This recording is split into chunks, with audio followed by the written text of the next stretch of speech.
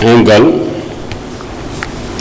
आचार्य विजय रतन सुंदर सूरी। अब आगे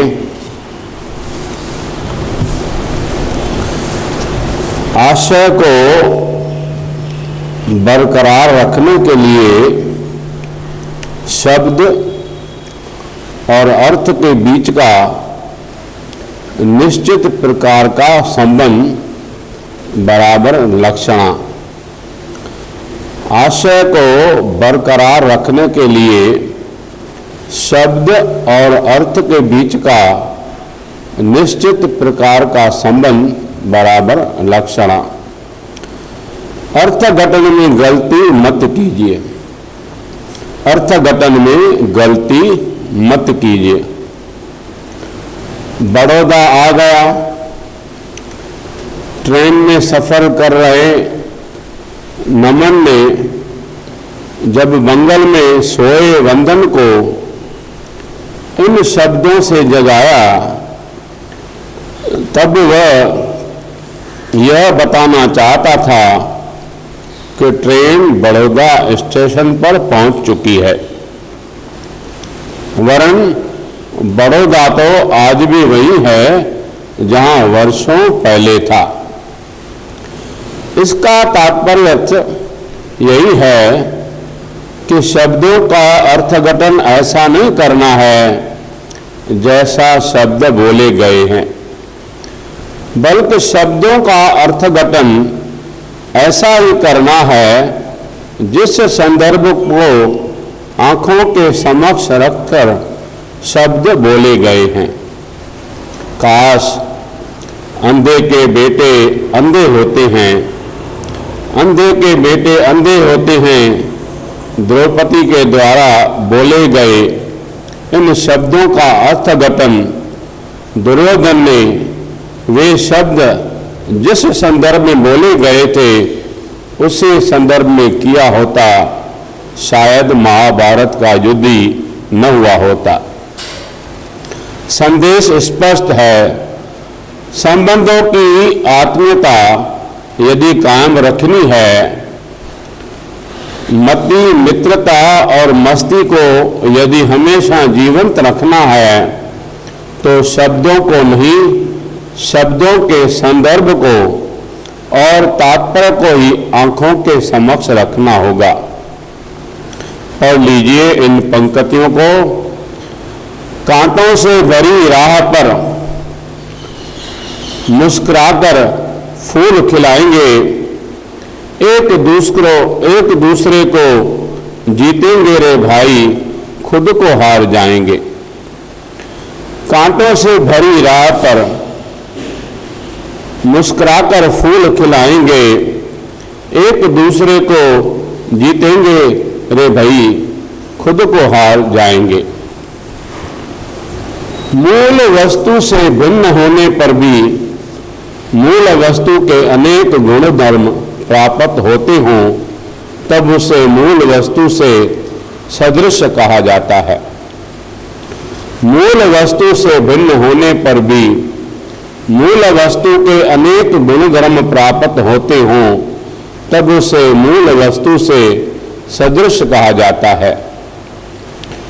1,00,000 की राशि समान है, परंतु नगद और चौपड़े में।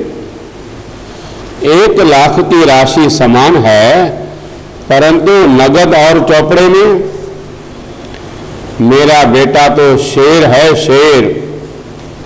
अपने बेटे के लिए ऐसा अभिप्राय देने वाले पिता यही कहना चाहते हैं कि शेर अकेला हो तो भी जैसे किसी से भी नहीं डरता, वैसे ही मेरा बेटा भी चाहे कितनी ही असुविधाएं या प्रतिकूलताएं आ जाए, साहसी और शूरवीर ही है। संक्षेप में शेर की सभी क्षमताएं नहीं, अपितु कुछ क्षमता बेटे में है, यह जताने के लिए पिता मेरा बेटा शेर है, शेर, ऐसा शब्द प्रयोग करता है। शास्त्रों में आत्मा तो परमात्म स्वरूप है, आत्मा तो परमात्म स्वरूप है, ऐसा जो कथन है उसका यही संदर्भ है। परमात्मा के पास लाख रुपए नगद हैं, हमारे पास लाख रुपए सिर्फ कागज पर हैं। ज्ञान आदि अनंत गुण प्रभु में प्रकट रूप से हैं, जबकि हम में सत्ता रूप से हैं। अलबत्ता तुम तो कौवे जैसे हो, तुम तो कौवे जैसे हो ऐसा जब सुनने मिलता है तब भी हमें यही अर्थ समझना है। पढ़ लीजिए इन पंक्तियों को। पहनो भले ही खादी, इससे गांधी नहीं बना जाता। सुविधाओं के पहरे में कभी साहस नहीं नापा जाता। पहनो भले ही खादी, इससे गांधी नहीं बना जाता। सुविधाओं के पहरे में कभी साहस नहीं नापा जाता। अन्वय व्याप्ति बराबर कारण होता है, वहाँ कार्य होता है। ऐसी कार्य कारण भाव की जुगलबंदी।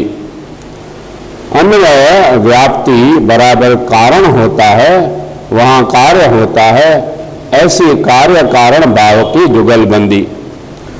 कारण कार्य की उपस्थिति का ज्ञान करा ही देगा। कारण कार्य की उपस्थिति का ज्ञान करा ही देगा। यदि ध्वजा के दर्शन होते हैं तो उसका अर्थ इतना ही है कि वहां मंदिर है ही।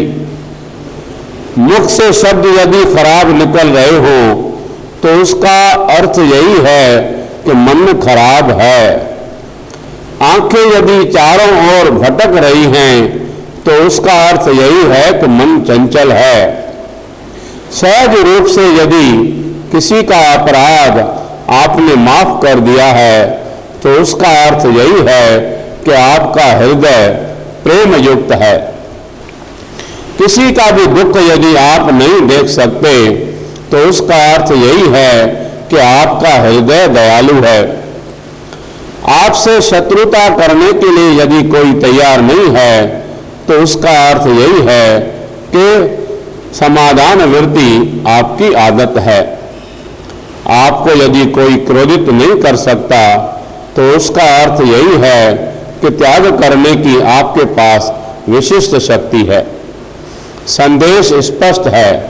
कार्य आप प्रकट करो या न करो, परंतु कारण आपके कार्य की जानकारी अवश्य देता ही है। पढ़ लीजिए इन पंक्तियों को। नहीं है मांग मेरी कि पहुंचा दे मंजिल पर मुझे, बस इतना विश्वास दिला दे कि मैं सही दिशा में हूं।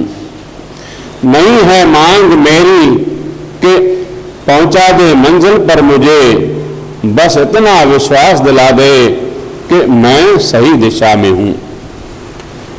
मूल वस्तु से उत्पन्न होने वाला और मूल वस्तु से उत्पन्न होने वाले फल को उत्पन्न करने वाला व्यापार कहलाता है।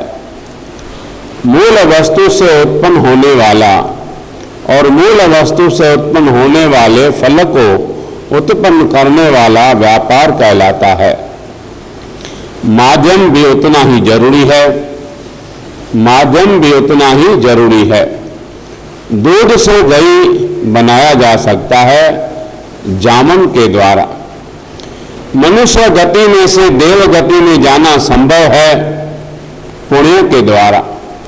मुंबई से अमेरिका कोई भी जा सकता है हवाई जहाज के द्वारा।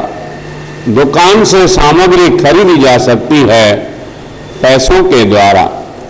आत्मा को परमात्मा बनाया जा सकता है साधना के द्वारा, समाधि के द्वारा।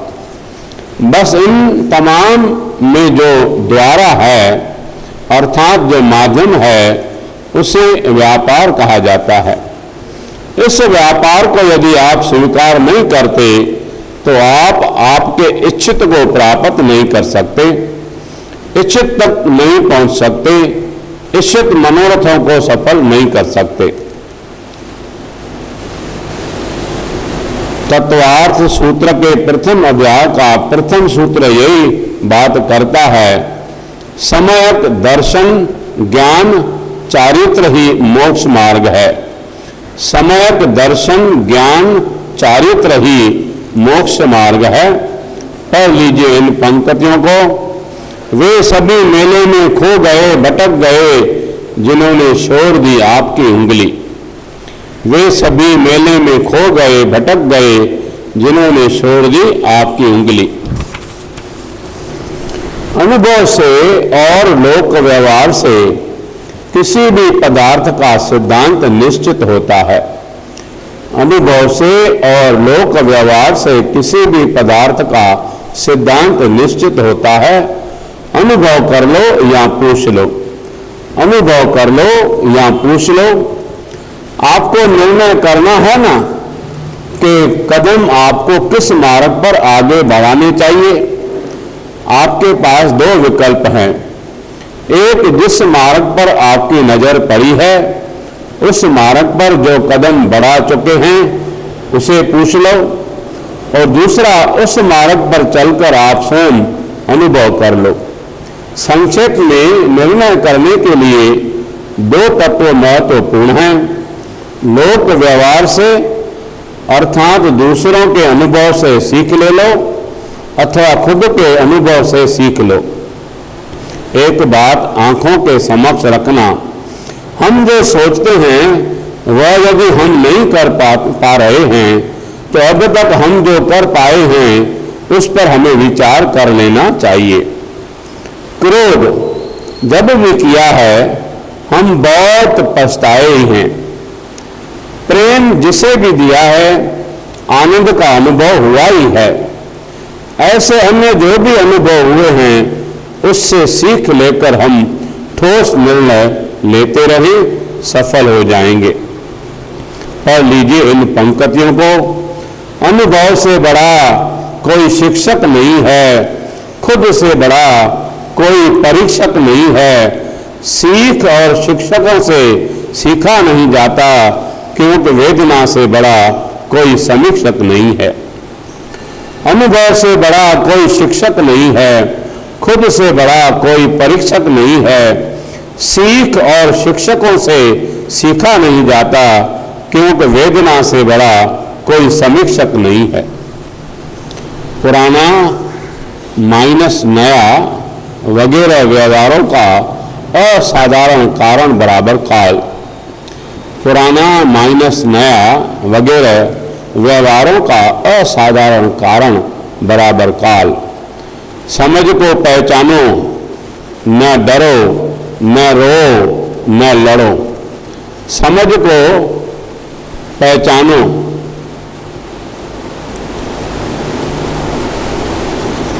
समय को पहचानो, न डरो, न रो, न लड़ो। समय को पहचानो, न डरो, न रो, न लड़ो। दूध को समझना सरल है, परंतु दूध को पीने के समय को पहचानना कठिन है। मनुष्य जीवन को समझ लेना कदाचित सरल है, परंतु उस जीवन के समय को पहचान लेना कठिन है। अरे, समय बताने वाली घड़ी की कीमत को समझ लेना सरल है, परंतु घड़ी जिस समय को बताती है उस समय की कीमत को समझ लेने का काम कठिन है। अलबत्ता समय केवल वर्तमान स्वरूप ही है। यह पुराना या नया ऐसे जो व्यवहार चलते हैं उसमें समय असाधारण हेतु है। तो ऐसे समय का करना क्या? भूतकाल में कुछ अनिश्चय हुआ है तो उसे स्मृति में ला लाकर रोना नहीं है। कोई कैसी भी नकारात्मक बातें करे, भविष्य की कल्पना कर करके डरना नहीं है, और वर्तमान काल में जो इच्छाएं हैं वे पूर्ण न भी होती हो तो भी उसके साथ लड़ना नहीं है। इन तीन खतरनाक वृत्तियों से मुक्त रहेंगे तो वर्तमान का सदुपयोग करने का कार्य सरल हो जाएगा। पढ़ लीजिए इन पंक्तियों को। रो मत, वह भूतकाल था। डरो मत, वह तो भविष्य काल है। क्यों लड़ते हो इतना, क्षण एक का तो वर्तमान काल है। रो मत, वह भूतकाल था। डरो मत, वह तो भविष्य काल है। क्यों लड़ते हो इतना, क्षण एक का तो वर्तमान काल है। निश्चित पदार्थ की निश्चित पहचान कराए वह चिन्ह है। निश्चित पदार्थ की निश्चित पहचान कराए वह चिन्ह है। अपनी पहचान टिकाओ, दूसरों से पहचान टिकाओ। अपनी पहचान टिकाओ, दूसरों से पहचान टिकाओ। मैं आलू नहीं खाता, तुम जैन हो। हम पैसे रखते तो नहीं हैं, पैसे को छूते भी नहीं हैं, आप जैन साधु हैं। अतिथि को तो हम प्रणाम से भी अधिक चाहते हैं, अतिथि को तो हम प्राण से भी अधिक चाहते हैं, आप भारतीय हैं। यहाँ आसपास बगीचा होना ही चाहिए, कैसे कह सकते हैं। गुलाब की खुशबू आ रही है। आप आहार विहार में बहुत सुनिश्चित हैं, आपको कैसे पता चला। आपकी शारीरिक स्वस्थता को देखकर संदेश स्पष्ट है। निश्चित चिन्ह निश्चित पदार्थ की उपस्थिति सूचित करता है। अलबत्ता जड़ जगत में तो इस बात की प्रतीति हो ही रही है, परंतु जीव जगत के लिए विश्वास कुछ कहना दुर्भर हो रहा है, और उसमें भी विशेष रूप से मनुष्य जगत के लिए।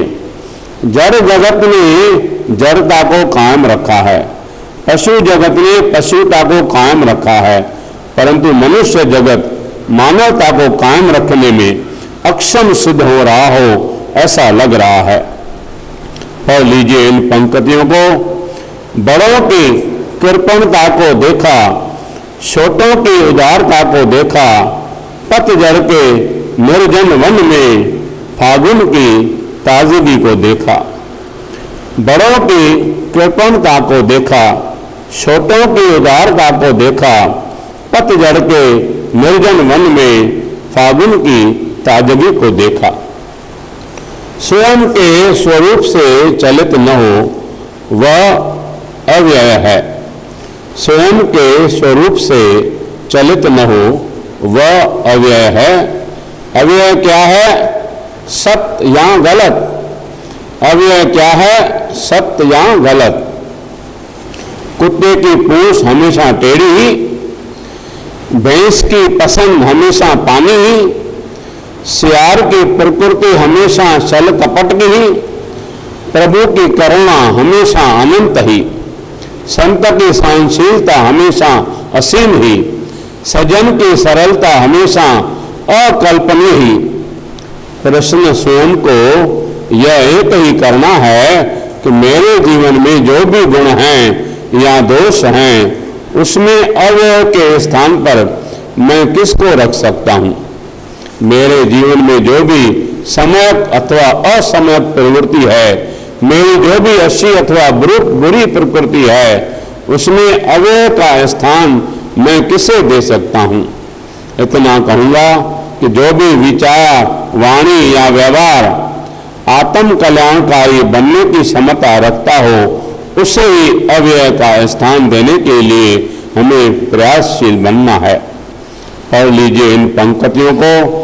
कोई करे खुददारी तो कोई करे गद्दारी, दुनियादारी की रीत में छोड़ना मत समझदारी।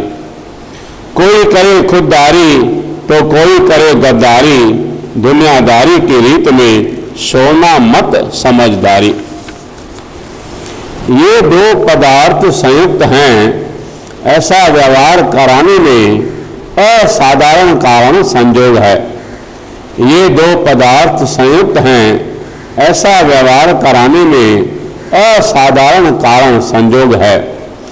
कल्याणकारी संयोगों को अपनाते ही रहें, कल्याणकारी संयोगों को अपनाते ही रहें। दूध और नींबू का संयोग होता है और दूध फट जाता है। दूध और जामुन का संयोग होता है और दूध जमकर दही बन जाता है। आत्मा और अशुभ निमित्तों का संयोग होता है और वह शैतान बन जाती है, जबकि उत्तम निमित्तों के संग से आत्मा परमात्मा बन जाती है। शरीर और त्वचा के बीच संयोग संबंध है, शरीर और आत्मा के बीच संयोग संबंध है, जबकि आत्मा और ज्ञान के बीच तादात्म्य संबंध है। याद रखना, ऐसे तो संयोग मात्र दुख का ही कारण है, परंतु कुछ संयोग ऐसे होते हैं जो दुखों का, पापों का और कर्मों का नाश करके ही रहते हैं। दुख का कारण बनने वाले संयोगों से दूर रहो, दुख मुक्ति का कारण बनने वाले संयोगों को अपनाते रहो। पढ़ लीजिए इन पंक्तियों को। अकेला चलता हूँ तब पाँव में कंकर चुभते हैं, प्रिय संगात मिल जाए तो 7 सूर बजते हैं। अकेला चलता हूँ तब पाँव में कंकर चुभते हैं, प्रिय संगात मिल जाए तो 7 सूर बजते हैं। अलग अलग पदार्थों को प्राप्त करे वह द्रव्य है, अलग अलग पदार्थों को प्राप्त करे वह द्रव्य है। द्रव्य दृष्टि और पर्याय दृष्टि। द्रव्य दृष्टि और पर्याय दृष्टि। पेड़ा बना मावे से, मावा बना दूध से, दूध आया भैंस के आंचल में से, भैंस के शरीर में दूध बना घास में से। घास आया खेत में से, खेत में घास होगी खाद में से, खाद बना विष्ठा में से, पेट में गए पेड़े का रूपांतर हुआ विष्ठा में। पुद्गल द्रव्य के ही ये सारे पर्याय हैं। पाप करके आत्मा नरक में गई, दुख सहन करके वहां से मनुष्य गति में आई, धर्म आराधना करके वहां से देव गति में गई, मूषा का शिकार बनकर वहां से एकेंद्र गति में गई। आत्म द्रव्य के ही ये सारे पर्याय हैं। वैराग्य को आत्मसात करना है, पुद्गल द्रव्य को नहीं, उसके पर्यायों को आंखों के समक्ष रखो। वात्सल्य भाव का स्वामी बनना है, आत्म द्रव्य के पर्यायों को नहीं, आत्म द्रव्य को आंखों के समक्ष रखो। पढ़ लीजिए इन पंक्तियों को। एक दिन सुख और एक दिन दुख की कहरें, गिरती उछलती ये जिंदगी की लहरें। एक दिन सुख और एक दिन दुख की लहरें, दुख की कहरें, गिरती उछलती ये जिंदगी की लहरें। संयोग नाश का असाधारण कारण बराबर विभाग। संयोग नाश का असाधारण कारण बराबर विभाग। संयुक्त को विभक्त करता है अहम, संयुक्त को विभक्त करता है अहम। कहा जाता है कि हंस अपनी चोंच दूध के पात्र में डालता है और उसी क्षण दूध और पानी अलग हो जाते हैं। पति पत्नी के, पिता पुत्र के, भाई भाई के यावत गुरु शिष्य के संबंध के बीच में अहंकार आता है और वह अहंकार संबंधों की आत्मीयता को समाप्त कर देता है। सज्जन आत्मा इस जगत के पदार्थों को जब विवेक चक्षु से देखती है तब वह विवेक चक्षु सार और असार को अलग कर देता है। एक साधक आत्मा प्रभु के मार्ग पर प्रसन्नता से जब साधना करते करते आगे बढ़ती है तब किसी मंगल क्षण में वह अपनी आत्मा पर अनंत काल से लगे कर्मों को सदा के लिए आत्मा से अलग कर देती है। संदेश स्पष्ट है, सत्य के साथ जो संबंध है उसे कभी तोड़ना नहीं चाहिए और असत्य के साथ जो संबंध बंध चुका है उसे तोड़े बिना रहना नहीं चाहिए। पढ़ लीजिए इन पंक्तियों को। इस अगोचर तत्व के साथ कहाँ रिश्ता जुड़ पाता है। प्रथम पुरुष एक वचन वहां बीच में आ जाता है। इस अगोचर तत्व के साथ कहाँ रिश्ता जुड़ पाता है। प्रथम पुरुष एक वचन वहां बीच में आ जाता है। प्रयोजन सिद्धि में प्रतिबंधक न हो वह योग्यता है। प्रयोजन सिद्धि में प्रतिबंधक न हो वह योग्यता है। प्राप्ति से पात्रता अधिक कार्यशील होती है। प्राप्ति से पात्रता अधिक कार्यशील होती है। रेत यदि समुद्र की है तो उससे घड़े का निर्माण करने में कुशल कुमार भी असफल हो जाता है। मूंग यदि करोड़ों जाति के हैं तो प्रचंड अग्नि भी उसे सिझाने में सफल नहीं हो पाता है। पानी यदि समुद्र का है तो कितना भी पीने से तृषातुर की तृषा शांत करने में सफल नहीं हो पाता है। जीव यदि अभव्य है तो साक्षात तीर्थंकर भगवंत का सानिध्य भी उसे सम्यक दर्शन प्राप्त नहीं करा सकता। जामन जब दूध में डाला जाता है तब जामुन भी दूध का दही में परिवर्तन तभी कर सकता है जब दूध गर्म न हो।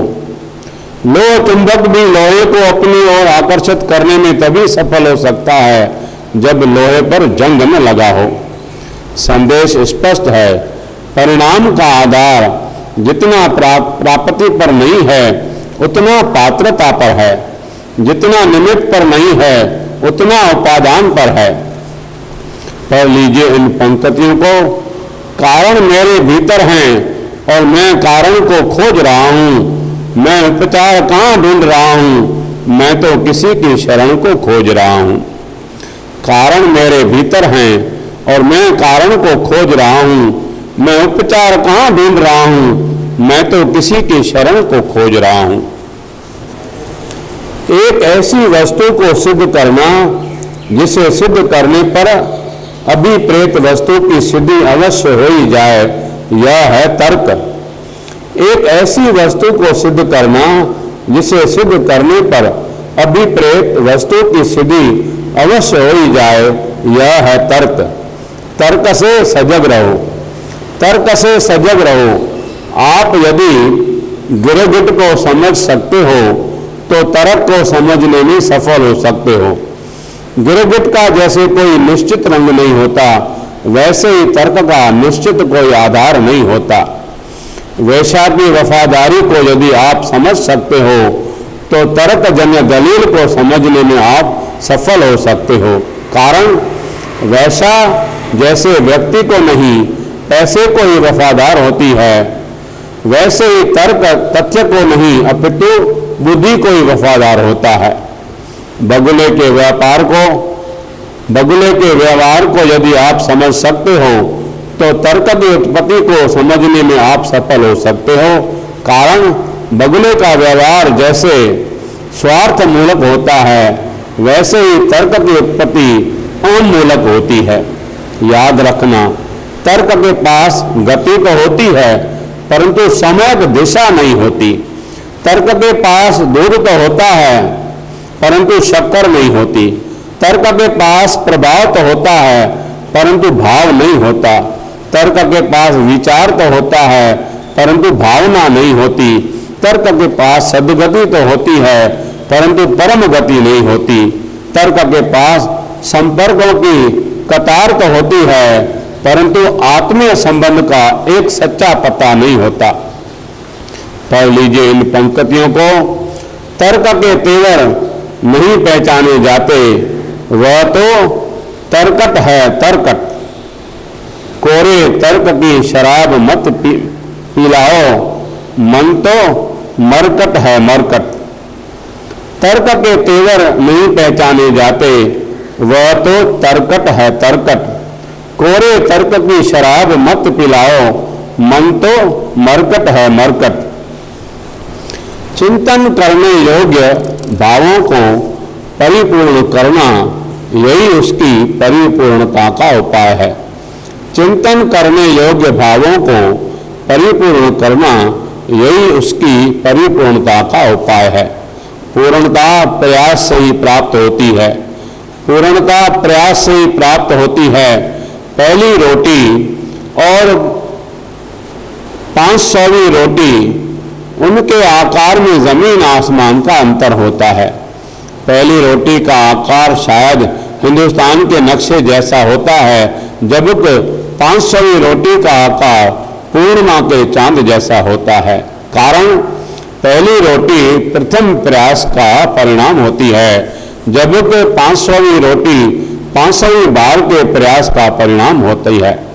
इसका तात्पर्य यही है कि प्रवृत्ति या परिणति, शुभ या अशुभ, बार बार के अभ्यास से आपके शरीर की त्वचा समान बन जाएंगे। कहना हो तो कहा जा सकता है कि पहला प्रयास शरीर के वस्त्र जैसा होता है, जबकि बार बार का प्रयास शरीर की त्वचा जैसा बन जाता है। प्रयास की दिशा जो भी पसंद करो, समझकर पसंद करना। दिशा सम्यक होगी तो निहाल हो जाओगे, परंतु दिशा ही गलत होगी तो ताराज हो जाओगे। पढ़ लीजिए इन पंक्तियों को। यह मत कहो कि ध्यान नहीं हो पाता, कहना हो तो यह कहो कि ध्यान नहीं दे पाता। यह मत कहो कि ध्यान नहीं हो पाता, कहना हो तो यह कहो कि ध्यान नहीं दे पाता। प्रत्येक पदार्थ में उस पदार्थ का एक अवच्छेदक धर्म रहता है, जो उस पदार्थ को अन्य पदार्थों से अलग करता है। प्रत्येक पदार्थ में उस पदार्थ का एक अवच्छेदक धर्म रहता है, जो उस पदार्थ को अन्य पदार्थों से अलग करता है। हमारे अवच्छेदक को हम पहचान लें, हमारे अवच्छेदक को हम पहचान लें। मिठास चाहे शक्कर की हो या गुड़ की हो, गन्ने की हो या मिठाई की हो, वह गुण है। और नियम यह है कि गुण और गुणी के बीच अभेद होता है। अनंत ज्ञान और अनंत दर्शन, अव्ययवाद दशा और निर्विकारता, अगुरु लघुता और अरूपी अवस्था, अनंत वीर्य और अक्षय स्थिति, ये तमाम आत्मा के गुण हैं और आत्मा के साथ अभेद रूप से स्थित हैं। आत्मत्व अवच्छेदन रहे हुए हैं। आत्मा चाहे निगोद में हो या नरक में है, शैतान जैसी है या राक्षस जैसी बन गई हैं, ये तमाम गुण उसके साथ साथ ही रहते हैं। यह बात सच है कि हीरा कीचड़ में गुम हो गया है, फिर भी कीचड़ जैसे हीरे में प्रवेश नहीं कर सकता। उसी प्रकार आत्म द्रव्य कर्मों से घिर चुका है, वह बात सत्य है, परंतु कर्म आत्म द्रव्य में प्रवेश नहीं कर सकते। कीचड़ दूर करो, असली हीरा मिल जाएगा। कर्मों को दूर करो, आत्म द्रव्य विशुद्ध हो जाएगा। पढ़ लीजिए इन पंक्तियों को। हमारा अस्तित्व जो मिटा दे, ऐसे बड़े होकर क्या करना। हमारा अस्तित्व जो मिटा दे, ऐसे बड़े क्या करना। साध्य के बिना हेतु का रहना, यह व्यभिचार दोष है। साध्य के बिना हेतु का रहना, यह व्यभिचार दोष है। हेतु साध्य के अनुरूप ही पसंद करना चाहिए। हेतु साध्य के अनुरूप ही पसंद करना चाहिए। जाना हो मुंबई और दिल्ली की गाड़ी में बैठ गए तो, रहना हो स्वस्थ और गुटखे की बुरी आदत लग गई तो, साध्य हो पवित्रता और बेरोक तो विभस्त सीरियल देखने लगे तो, इच्छा हो मन की प्रसन्नता कायम रखने की और मन कुछ भी छोड़ने के लिए तैयार न हो तो, संदेश स्पष्ट है। साध्य से विपरीत हेतु का स्वीकार आध्यात्मिक जीवन को और सांसारिक जीवन को भी भ्रष्ट कर देने वाला व्यभिचार दोष है। अलबत्ता इस विषय में व्यवहार जगत में कुशलता दिखाने वाला आदमी शायद जानबूझकर अध्यात्म जगत में मूर्खता दिखाता रहता है। एक और धर्म प्रवृत्ति भी जारी है और दूसरी ओर पाप प्रवृत्ति भी पूर्व हार में जारी है। कैसे हमारा बेड़ा पार होगा। पढ़ लीजिए इन पंक्तियों को। प्रभु हम तो हैं शूरवीर और साहसी, दोस्तों के साथ लड़ने में शूरवीर और दुश्मनों से भाग लेने में साहसी। प्रभु हम तो हैं शूरवीर और साहसी, दोस्तों के साथ लड़ने में शूरवीर और दुश्मनों से भाग लेने में साहसी। एक विषय का ज्ञान दूसरे विषय का स्मारक बनता है, एक विषय का ज्ञान दूसरे विषय का स्मारक बनता है। स्मृति पटल का अधिकार समय को सौंप देना चाहिए, स्मृति पटल का अधिकार समय को सौंप देना चाहिए। दृष्टि तो मात्र मंदिर के शिखर पर लहरा रही ध्वजा पर पड़ी और स्मृति पथ पर प्रभु का मंदिर उभर आया। उस मंदिर में मूल नायक के रूप में विराजमान परमात्मा महावीर देव याद आ गए। प्रभु महावीर देव की 12.5 साल की साधना स्मृति में आ गई। प्रभु का साधना के पूर्व का पुण्यकाल, साधना समय का कष्टकाल और केवल ज्ञान की प्राप्ति के बाद का परोपकार काल आंखों के समक्ष आ गया और आंखें अनुमोदना के अश्रुओं से सलसला गई। रास्ते पर चलते समय दृष्टि सिनेमा के एक पोस्टर पर पड़ी, परंतु स्मृति पथ पर वह पोस्टर जिस फिल्म का था वह देखी हुई फिल्म आ गई। उस फिल्म में अभिनेता अभिनेत्री के वासनापूर्ण दृश्य आंखों के समक्ष आ गए और मन वासनाग्रस्त बन गया। यह बात सच है कि मन के लिए एक विषय का ज्ञान दूसरे विषय की स्मृति में निमित्त बनता है, परंतु ध्यान हमें इतना ही रखना है कि स्मृति पथ पर गलत अधिकार जमा ले, ऐसे ज्ञान से हमें बचते रहना है और स्मृति पथ पर समय सतत गुमराता रहे, ऐसे ज्ञान में हमें आगे बढ़ते रहना है। ये पंक्तियां भी यही कहती हैं, उजाले अपनी यादों के हमारे पास रहने दो, न जाने किस गली में जिंदगी की शाम हो जाए। उजाले अपनी यादों के हमारे पास रहने दो, न जाने किस गली में जिंदगी की शाम हो जाए। व्यवसाय के पश्चात अनुव्यवसाय होता है, व्यवसाय के पश्चात अनुव्यवसाय होता है। अनुभव की डकार अनुव्यवसाय है, अनुभव की डकार अनुव्यवसाय है। बेहोश आदमी की नाक में पुष्प की सुगंध जाती तो है, परंतु मैंने पुष्प की सुगंध का अनुभव किया, ऐसा बोध उसे नहीं होता। 1000 का नोट तो शराब के हाथों में भी आ सकता है, परंतु मेरे हाथ में 1000 का नोट है, ऐसा बोध उसे नहीं होता। किसी की शर्म से या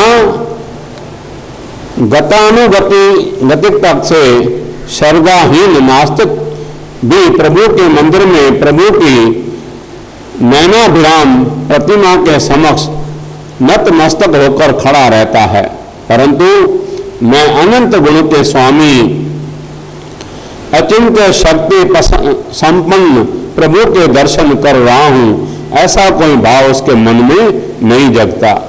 न्याय ग्रंथ यह कहते हैं कि व्यवसाय के बाद अनुव्यवसाय होता है। प्रश्न तो यह उठता है कि दोषों की अथवा अपात्रता की जानकारी के बाद भी दोषयुक्त और अपात्र ऐसे मेरे अपने स्वरूप का वास्तविक ज्ञान यदि मुझे नहीं होता तो मैं स्वयं को दोष मुक्त या अपात्रता मुक्त कैसे कर पाऊंगा। संदेश स्पष्ट है, जागृति आने पर ही स्वरूप प्रकट हो सकता है। पढ़ लीजिए ये पंक्तियां। शब्दों के आभूषणों को मानो बिना मन का प्रयास, भीतर से जो प्रकट हो वही है श्रेष्ठ काव्य की श्वास। शब्दों के आभूषणों को मानो बिना मन का प्रयास, भीतर से जो प्रकट हो वही है श्रेष्ठ काव्य की श्वास।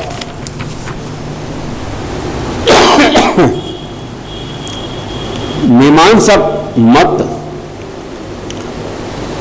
अनुपलब्धि को भी प्रमाण मानता है। मीमांसक मत अनुपलब्धि को भी प्रमाण मानता है। अनुपलब्धि को से भी जीवन को परखना चाहिए। अनुपलब्धि से भी जीवन को परखना चाहिए। शरीर पर महंगे कपड़े और आभूषण हैं, आप धनवान हैं। शरीर पर मैले कुचैले और फटे वस्त्र हैं, आप दरिद्र हैं। पांव में कांटा चुभते ही यदि आप रोना शुरू कर देते हो, आपके पास मनोबल नहीं है। पांव होने के बावजूद यदि आप एक कदम भी नहीं चल सकते, आपके पांव कमजोर हैं। जीवन में धर्म आराधनाओं की भरमार है, उसे देखकर दुनिया ने आपको धर्मात्मा का सर्टिफिकेट दे दिया है। परंतु स्व जीवन में स्थित दोषों के पीछे यदि आपको कोई वेदना ही नहीं है, दूसरों के जीवन में स्थित दुखों के प्रति आपके हृदय में यदि कोई संवेदना ही नहीं है, गुणवानों के दर्शन से आपके हृदय में यदि कोई वंदना का भाव ही जागृत नहीं होता, तो ये सारी वास्तविकताएं अध्यात्म जगत में आपका तात्विक रूप से प्रवेश नहीं हुआ, इसे प्रमाणित करती है। संदेश स्पष्ट है, मात्र उपलब्धियों के आधार पर ही जीवन का मूल्य निश्चित नहीं करना है, अनुपलब्धि को भी आंखों के समक्ष रखना है। और लीजिए इन पंक्तियों को। अज्ञान, अनादर और आलस उत्साह को समाप्त करने वाले हैं अवरोधक। मुक्ति की मंशा और मुक्त मानस पंथ को उजागर कर देने वाले हैं प्रकाशक। अज्ञान, अनादर और आलस उत्साह को समाप्त करने वाले हैं अवरोधक। मुक्ति की मंशा और मुक्त मानस पंथ को उजागर कर देने वाले हैं प्रकाशक। शब्द के एक अंश में दोष हो तो उसे भिन्न नहीं माना जाता। शब्द के एक अंश में दोष हो तो उसे भिन्न नहीं माना जाता। मन की चालबाजी को जान लो, मन की चालबाजी को जान लो। घर का सोफा सेट खराब हो, सिर्फ इससे घर का दूसरा सारा फर्नीचर भी खराब ही है, यह मान लेना सही तो नहीं ही है ना। किसी व्यक्ति को ठीक से सुनाई न देता हो, सिर्फ इससे उसे ठीक से दिखाई भी नहीं देता होगा, यह मान लेने की गलती नहीं की जा सकती ना। यदि हाँ, तो फिर किसी व्यक्ति के एक दो अवगुणों को देखकर वह व्यक्ति संपूर्ण रूप से निर्गुणी ही है, यह मान लेने की भयंकर गलती भी नहीं करनी चाहिए। याद रखना, नकारात्मक दर्शन और नकारात्मक श्रवण से ही नकारात्मक अनुमान करते रहने का मन का स्वभाव है। सकारात्मक दर्शन से और सकारात्मक श्रवण से सकारात्मक अनुमान करते रहने का मन का स्वभाव है ही नहीं। परिणाम, पौधे पर स्थित एक दो कांटों को देखकर पूरे पौधे को कांटों से भरा मानकर पौधे से दूर होने में पौधे को नहीं, दूर हो जाने वाले को ही नुकसान है। इस संदेश स्पष्ट है, किसी की कुछ विलक्षणताओं के कारण ही उससे विरोध होता है, वरन उस विलक्षणता के अलावा अन्य सद्गुण उसमें हो, ऐसी पूर्ण संभावना है। पढ़ लीजिए इन पंक्तियों को। शब्दों के गमले में आरोपित कर रहे हैं गुलाब, कांटों को भूलकर बस अनुभव करना श्वास। शब्दों के गमले में आरोपित कर रहे हैं गुलाब, कांटों को भूलकर बस अनुभव करना श्वास। संदेश स्पष्ट है, किसी की कुछ विलक्षणताओं के कारण ही उससे विरोध होता है, वरन उस विलक्षणताओं के अलावा अन्य सद्गुण उसमें हो, ऐसी पूर्ण संभावना है। पढ़ लीजिए इन पंक्तियों को। शब्दों के गमले में आरोपित कर रहे हैं गुलाब, कांटों को भूलकर बस अनुभव करना श्वास। शब्दों के गमले में आरोपित कर रहे हैं गुलाब, कांटों को भूलकर बस अनुभव करना श्वास। बोले सूर्य भगवान की जय। बाकी अगली बार